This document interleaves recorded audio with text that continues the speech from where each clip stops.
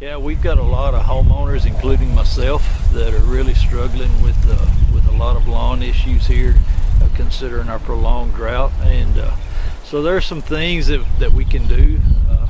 We can't fix it without rainfall, but there are some things that we can do that can maybe help our lawns survive. Some things we definitely don't want to do. One thing that we don't want to do is necessarily fertilize.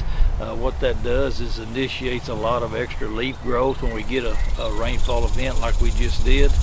And then what you end up doing is you have more plant there than what that root system can supply if you're stimulating leaf growth. And so we don't necessarily want to fertilize. Now, the other issue that creates is it fertilizes the weeds as well as the lawn, and so you end up creating more problems than you can fix. So that's one thing that we don't want to do. If you can kind of see, we've got some bare spots here. This is very indicative of what we're seeing around the county. A lot of these, if you've not been able to do a good job with chemical control or anything, well, a lot of them, these bare spots will be covered in weeds, and so that's just the Lord's way of trying to help hold that soil in place. A couple of things that we can do is go in with just a lawn chemical that can handle the broad leaves if you want to try and keep those at a minimum. Another thing that's very important is increase your mowing height to 3 to 4 inches, and that may be a lot higher than what some people like to do.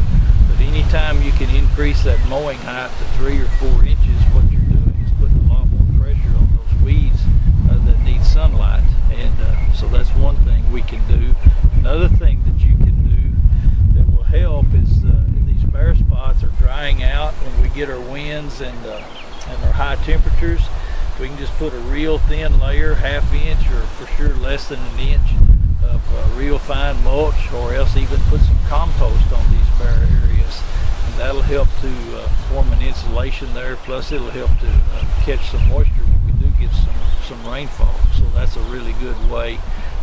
Another thing you can do if you have a small area is utilize gray water.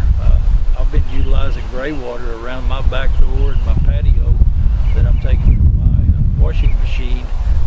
Bermuda in particular is handling that extremely well, and so we can use gray water there and help keep our Bermuda going in small patches, or if you want to just restore small patches of Bermuda with gray water is another